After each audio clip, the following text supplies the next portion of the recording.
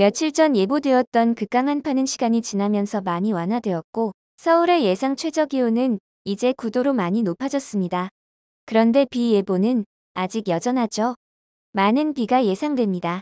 그런데 여기서 또 눈과 해일과 천둥 번개와 강풍이 예상되며 날씨가 완전히 극단으로 치닫습니다.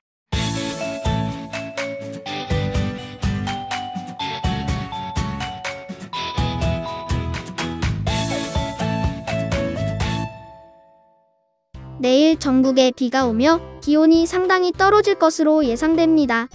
일요일에 최저기온이 서울은 약 10도, 저기 강원도 사는 4도로 예상돼요. 그런데 윈디는 일반 이용자에게는 지형적 특징을 고려하지 않고 기온을 예상합니다. 그러니까 찬 공기가 남하하면서 강원도 산지는 기온이 더 떨어질 수 있다는 소리예요. 그러면 눈이 내릴 가능성이 있게 됩니다. 와, 첫눈. 그런데 이건 저기압이고 저기압은 되게 강한 바람을 동반합니다. 특히 봄이나 가을 저기압은 더해요. 그러니까 한마디로 이것은 가을의 폭풍입니다. 그렇다면 강원도 산지에는 눈보라.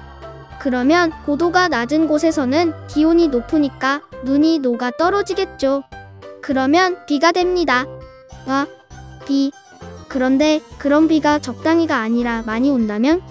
와, 폭우. 그런데 그 와중에 대기가 불안정하다면? 와, 천둥 번개. 그런데 이런 저기압이 지나가면 기상조 혹은 기상도석이라고 하는 현상이 생기는데요. 기압이나 강수량 등 대기에 변화가 생겨 해수면이 상승하는 현상입니다. 그렇다면 폭풍일주의보가 내려질 가능성도 있겠죠. 그런데 이렇게 바람이 많이 불고 기상조도 생기면 풍랑정보가 내려지기 딱 좋은 환경이 됩니다. 그러니까 이제 대형 파도도 조심해야 해요. 와, 파도. 이렇게 보니 이번 저기압은 정말 완벽한 폭풍의 조건을 갖추고 있네요. 그런데 화요일에도 약한 저기압이 옵니다. 이것도 역시 한기를 끌어내려서 서울의 최저기온을 무려 6도까지 낮추죠.